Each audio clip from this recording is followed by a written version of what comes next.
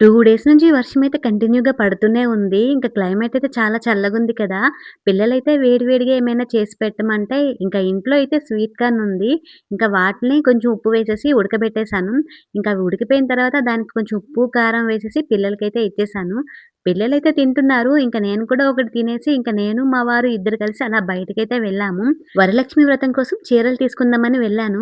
ఆడవాళ్ళకి చీరలంటే అస్సలు వదలరు కదండీ! ఇంక నేను కూడా అలానే ఇంటి దగ్గరలో సీఎంఆర్ ఉంటే అలా షాపింగ్‌కైతే వెళ్ళాము. అక్కడికి వెళ్ళిన తర్వాత శ్రావణం కేజీ సేల్ ఉంది. ఇంక అది చూసి ఆగలేక కొన్ని చీరలైతే తీసుకున్నా. చీరలతో పాటు కొన్ని బ్లౌజ్ పీసెస్ కూడా తీసుకున్నా. అమ్మవారి కలశం కోసం అలాగే తాంబూలం ఇస్తాం కదా అని చెప్పి కొన్ని బ్లౌజ్ పీసెస్ కూడా అలా తీసుకున్నా. నేను చీరలు తీసుకోవడం చాలా తక్కువ. అందువలన ఏమో గాని ప్రతిసారి ఒకటికి 10 సార్లు చెక్ చేసుకుంటూ ఉంటా. బావుందా లేదా అని చెప్పి. ఇంక నేను చీరలన్నీ తీసుకున్న తర్వాత మా వారైతే దానికి పేమెంట్ అయితే చేస్తున్నారు. పూజ పేరు చెప్పి మొత్తం 4 చీరలైతే తీసుకున్నా. ఇంకా షాపింగ్ అయిపోయిన తర్వాత ఇంక ఇంటికైతే వచ్చేసాము.